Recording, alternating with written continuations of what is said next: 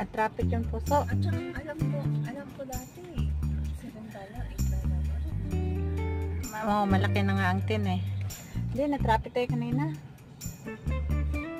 Puro tigil-tigil eh.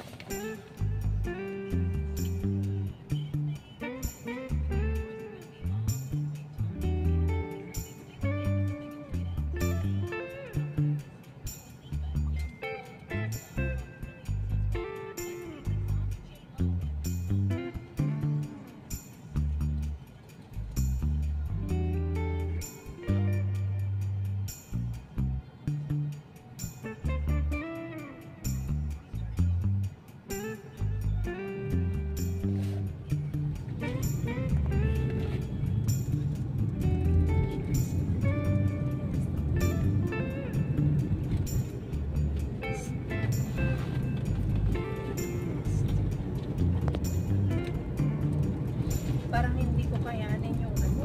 Ano yung puso? Pinag-iisipan mo pa hanggang ngayon? Ano ba yung pagpunta? Hindi pa ba na pag nalisa mo? Pag hindi mo kayanin, isanla mo puso. Oo, may isanla ka naman. Yan ang ginagawa ko.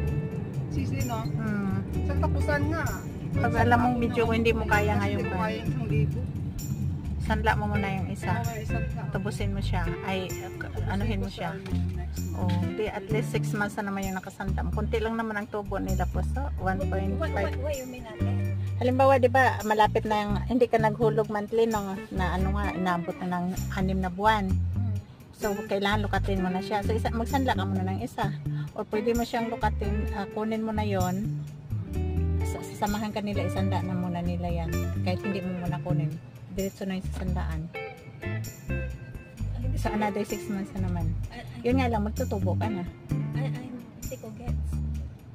For example, di ba, ngayon kukunin mo yung singsing. Oo. So, hindi mo na bayaran ng PED until 6 months, di ba? Oo. So, wala. Tapos sa kataon na wala ka talaga kung baga gipit ka. Oo. Sabihin mo si kulot, isanla mo na lang. O, isanla mo doon. Kung magkano yung, halimbawa, magkano yung balance mo, ibawas yun doon sa sanla. So, wala kang binayaran. Bali, tutubusin mo lang doon sa sanla.